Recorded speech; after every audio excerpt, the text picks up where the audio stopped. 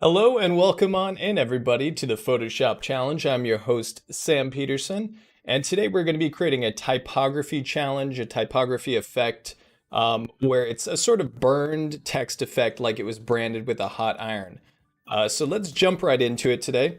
And let's see here. There we go. All right, so what I want to do is first and foremost, I just want to create my text. So I'm going to go over here to the text tool on the left-hand side. Hotkey is T. And we're going to type in, I'm just going to do the word burned.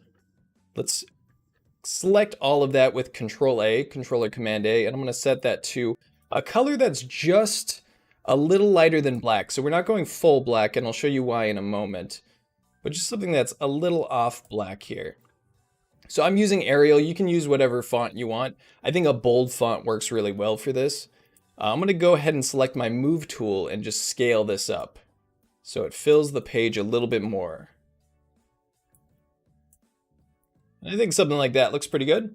I'll zoom out a little bit here.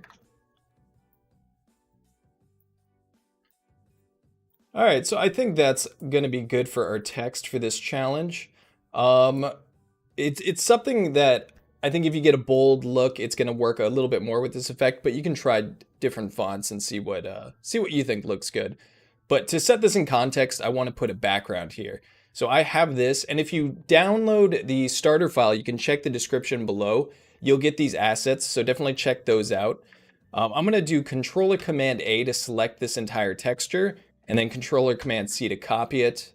I'm going to go into my document here and do Control or Command V to paste it. Now, if I zoom out, you'll see that this is a really big texture, so I'm just going to use the Move tool here, up at the right, or sorry, up at the top left, Move tool. The hotkey for that is V. We can scale that down just to meet our document a little bit more, and that looks pretty good to me. We don't need it, perfect. So I'm going to press Enter to confirm that, and I'm going to click and drag in my Layers panel this down below the text here. So we're going to have this kind of burned effect into the wood, and this just kind of sets it in context a little bit for us. So next what I want to do is I want to go over to my Layers panel here on the right side, double click our text effect, and we're going to be opening up the Layer Styles panel, and this is where we're going to get our bevel and emboss effect and a couple others we're going to be adding for this. So click the bevel and emboss, and let me move this so we can see the, I'll cancel out of that so we can see the text a bit more while we do it. Double click the layer, bevel and emboss. And here, we're gonna want it to be on emboss and chisel hard. For the style emboss, technique is chisel hard. The depth you can play around with all these settings, but the ones I'm using are 300%, 8 for the size, and 10 for the soften. I recommend playing around with these to kind of get a feel for what they do. The soften is going to give us a little bit more of a realistic look, so it's not too hard-edged. The depth, you can kind of play around with that as well. I find 300 works pretty well. The angle, I think, is going to be the most important thing here. So if you can play around with this little angle, you'll be able to affect the lighting situation of it. And I played around with it a bit to see what would give it the most depth. And what I found was negative 120 and then 20 for the altitude. Gave me a pretty good sense of depth there. And then we're just going to leave the remaining settings how they are. So I'm going to click OK. But actually, I won't click OK yet because we want to add a couple more things. The next thing I want to add is an orange outer glow. So that's going to give kind of the burned, branded look. So click outer glow here to check that on.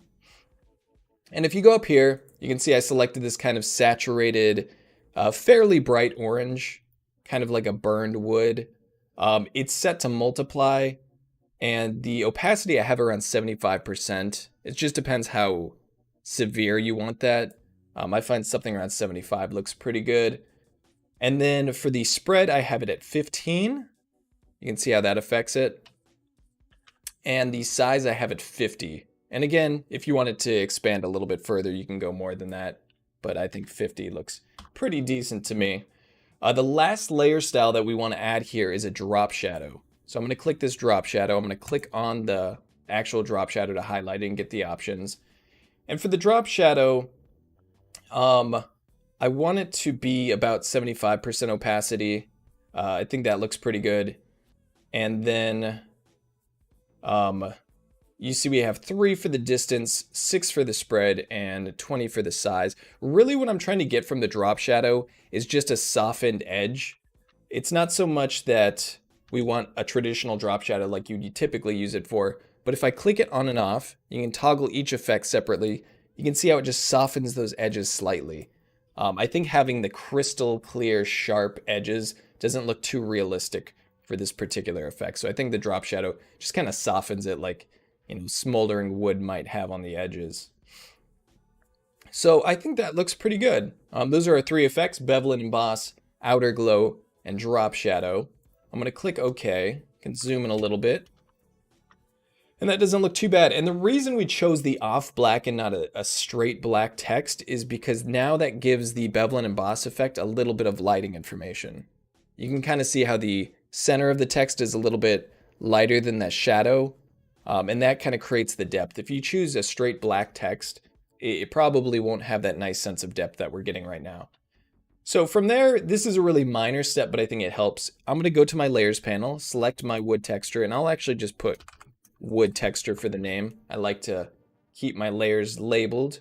I'm going to do Controller Command J and then bring that duplicate up above the text. I'm going to go ahead and right click that text, or sorry, that texture, and do Create Clipping Mask, which will clip it to the layer below, the shape below it. So now it's only affecting the text. And then what I want to do is go ahead and go to Multiply and change the blending mode to Multiply. Now all that really does is, you can see, it gives us a little bit of texture in our text, just to give it more of that convincing wood texture still that the text doesn't have on its own. All right, so that's where we are with that.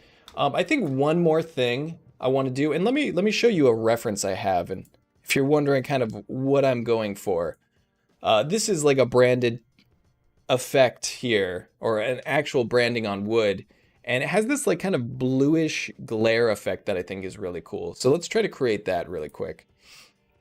What I'm going to do is create a new layer. Control or Command Shift N is the hotkey I often use for a new layer, and I'm going to put glare. I'm just going to name it glare. It's a normal layer mode. And then what we can do from here is use our brush tool, B for the hotkey over here on the left side. And I'm going to try to find a bluish tone that I think looks good. I think I'm going to choose kind of a middle value, maybe, something like that. Pretty saturated. And I'm going to go ahead and, let's see here, whoops, clip this, right click it, clip it to the text so we only get the text, and kind of see if it looks good. I may adjust the color based off that a little bit, but mid-tone saturated I think will look good. So what I'm going to do with that clipped layer is I'm going to click here, hold on Shift, and click diagonally. And that's going to give you a straight line. So I kind of want this diagonal look here across the text. But I don't want this to affect the edges too much. I think sometimes if it's going on the straight edge, like there on the left, it gets rid of some of the depth that we have. So what I'm going to do is I'm going to select my magic wand tool here, W, over on the left hand side. And if you don't have that selected, you can click the tool and hold, and you'll be able to cycle between the different tools in that category. So I have the magic wand. I'm going to my text layer. I'm clicking outside of the text to select around it. And this is basically just a background selection. But what I'm going to go do here is go up to Select at the top, Modify, and I'm going to do, let's see, Expand Selection. I think 7 pixels will be good, so I'll leave it at that. And you can see it just hugged the selection a bit more. From there, I'm going to go back to that, do Select, Modify, and I'm going to feather the selection just a bit. And I think 3 pixels will work fine. From there, I'm going to go ahead and press Delete on the glare. I'm going to switch back to the glare and press Delete. And you can see it just kind of got rid of that edge. I just find that it gives you a bit more of a retaining that depth. So we got a little glare there. I'm going to double click the glare And we're going to do one more thing here.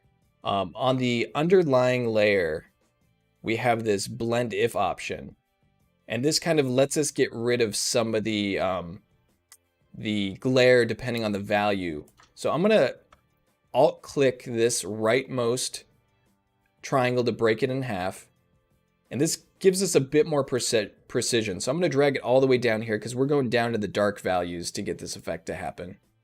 And you can see it starts to bring in some of that texture. We're getting rid of those high values, those bright values. And it kind of gives us a little bit more of a wooden texture on that glare. Can you see that difference? So it's maintaining it, but in a more realistic way. So I just wanted to say hi to everyone in the chat. Take this opportunity to say hi to Susan, Gez, Michelle, Anki. I see Cody. What's going on, Cody?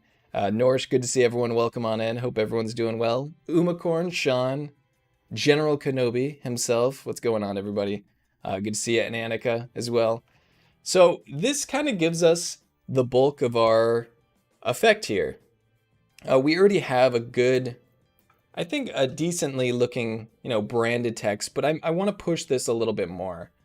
So what I like to do at this point is we got the outer glow, which gives us that sort of burned look. And what I want to do is actually paint it in manually a little bit. And what I like about that is it just gives you the control to do it a little bit more organically. Not everything's super uniform. You can push the effect as far as you want. So I'm going to do a new layer, Control Shift N, or Command Shift N. And we're going to do, I'll just put burned effect for the name. And I'm going to switch this to a multiply blending mode. So from here, I can select kind of an orange effect. I can select my brush tool with B. And what I would recommend is doing a soft round brush, the default soft round brush. We can take the flow and crank that down too. The lower flow will allow us to gradually build up the effect more. So maybe like 10% flow works pretty well. So what I'm going to do here is just Control or Command A to select everything, press Delete, press Control or Command D to deselect, and now I can paint in. I was just testing my brush out.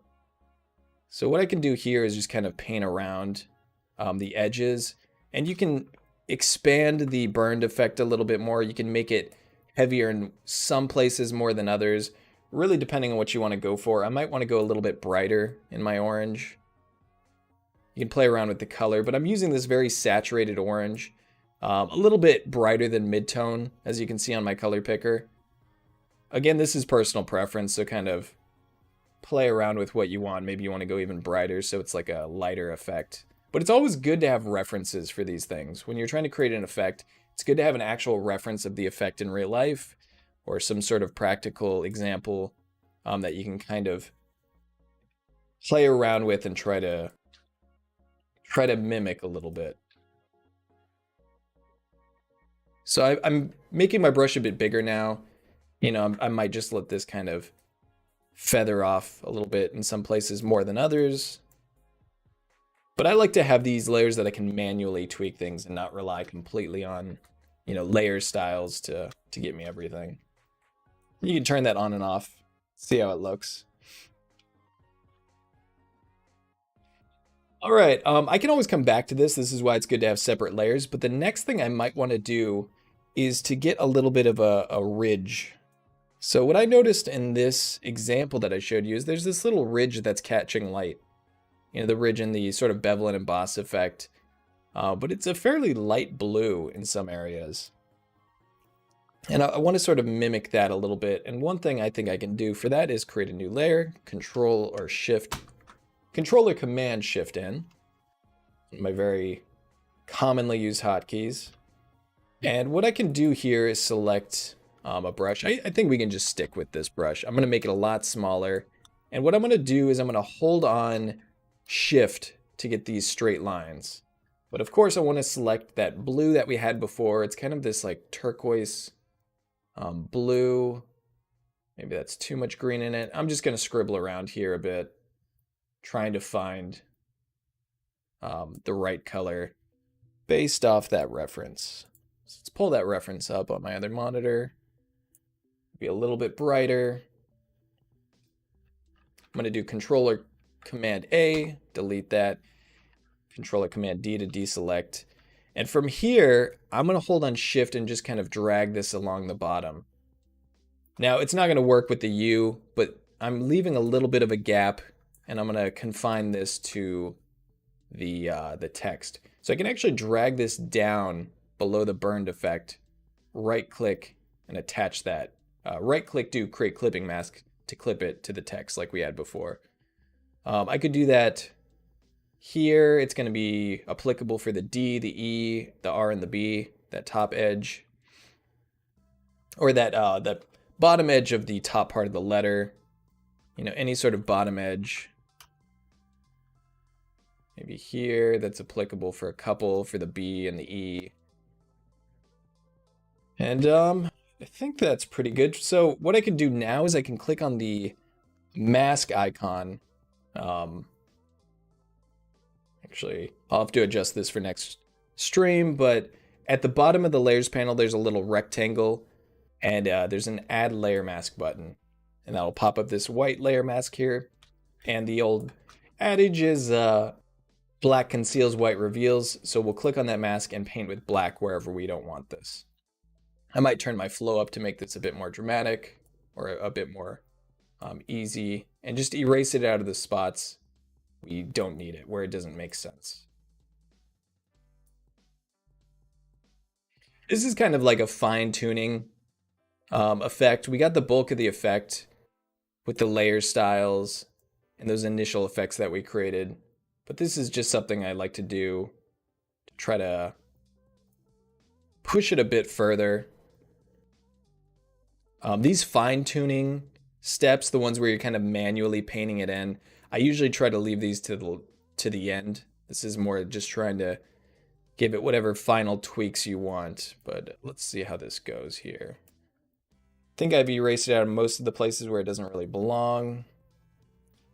You could even use a textured brush a little bit to mask this, so if you have any textured brushes you like, you know, I could just crank the flow down really low and then click on it here and there to give it a bit more of a texture. Right now it looks a little too perfect, a little too rounded and smooth. And you can do the same thing to bring it back if you paint with white, if you think you've gone too far with it.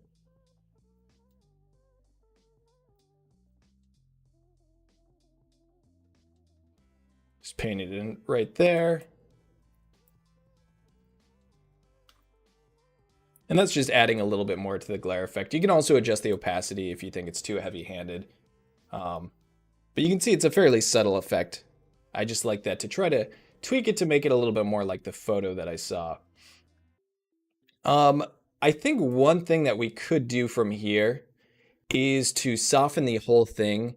There is a certain sharpness in here. You can see that really sharp edge that I don't quite like. I think it looks not quite like the branded effect you see. When you see something burned into wood, it's not going to be like a razor sharp edge. It kind of has those rounded corners a little bit. So we can do that now. What I want to do is go ahead and actually duplicate this entire group that we just made. Now this is like kind of a finishing step. So I would recommend playing around with all these layers to tweak them exactly how you want, but this is really quick to do. So I'm going to click my text layer, shift click my last clipped layer.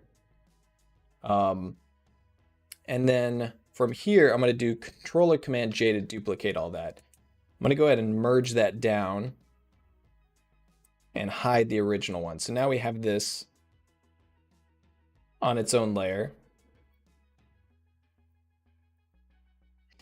And then, oh, actually what I want to do from here, I just want to turn this into a smart object rather than merging it. And then from here, what we can do is we can go to filter, we can go to blur, and we can go to Gaussian blur. And we can blur this just a bit, a very, very tiny amount. You can try like 2 pixels, for example, and see how that looks. But just something that softens it ever so slightly. We can see how that looks. Maybe that's too much.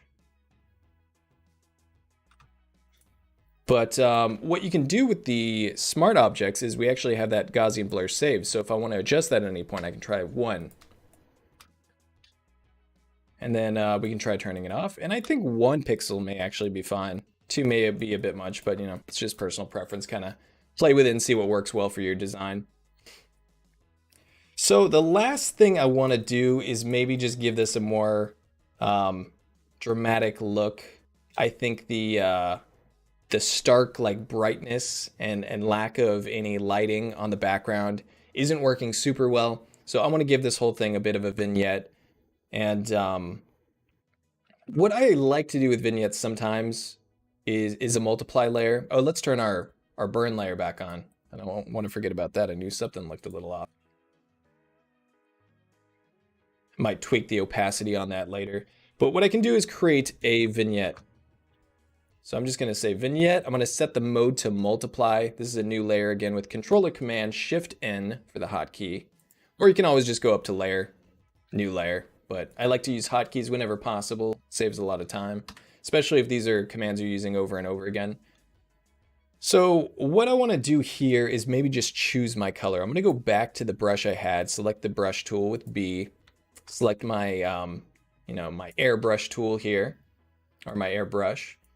And then for the vignette, I'm thinking almost maybe kind of doing, like a darker wood, almost like the kind of orange we have. If I want to mimic that at all, I can just try filling it in with the fill bucket tool, which is a hotkey G, or I can just try painting it around the edges. Again, taking my flow way down to, sub 10. And it's kind of a vignette, but it's also kind of like mimicking that sort of darkened wood. It's really just personal preference on what kind of look you want to go for.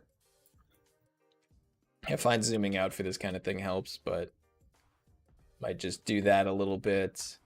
Kind of a stylized vignette. Now I'm erasing it out. I may turn down my flow for my eraser as well. Let's click around a little bit.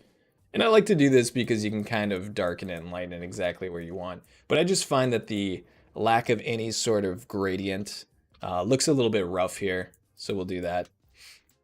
And then from here, what I like to do is create an adjustment layer for levels. You can use curves, whatever you're comfortable with. But if you go to layer, new adjustment layer, levels, I always use this as sort of a finishing touch. Same thing with like hue and saturation layers.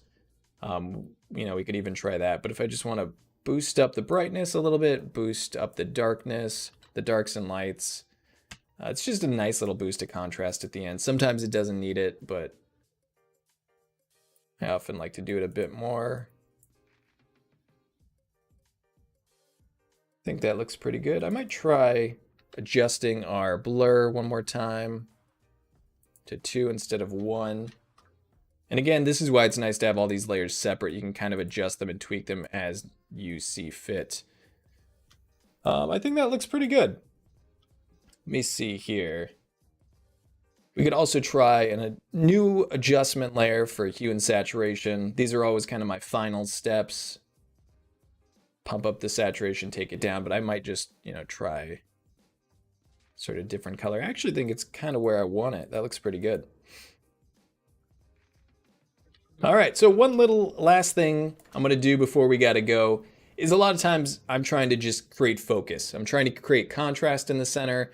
I'm trying to create, that little vignette that kind of focuses on the center too. What I could do is just do Controller Command, Alter Option, Shift E, which is a hotkey I actually use quite a bit, but it basically merges everything into a single layer. And from here, what I could do, this is a really quick and dirty way to do it, but if we go to Filter, Blur, Gaussian Blur, there's a lot of great blurs in the blur gallery too that are worth exploring, but we'll just do Gaussian Blur for this quick step. And actually, before I do that, we got to do Smart Object. Right click that layer, that merge layer, create Smart Object. This allows us flexibility with the blur. Filter, Blur, Gaussian Blur. And I might just crank this up until the background starts to blur a bit. Maybe something like 5. Click OK. And from here, we can just mask it. Click that little mask button that we had, paint it out where you want it, essentially hiding the effect in the center. And it gives you a sort of blurred vignette as well, like we did with the blurred values. It's just something I like to throw on here and there. It's very subtle, but it's blurring that background. And you can mask that in and out and control it as much as you want. But thanks for joining, everyone. That is our challenge. That is our burn text effect challenge. Appreciate everyone being here. Thanks for stopping by. You guys have a great one, and I will see you all next time. Bye, everybody.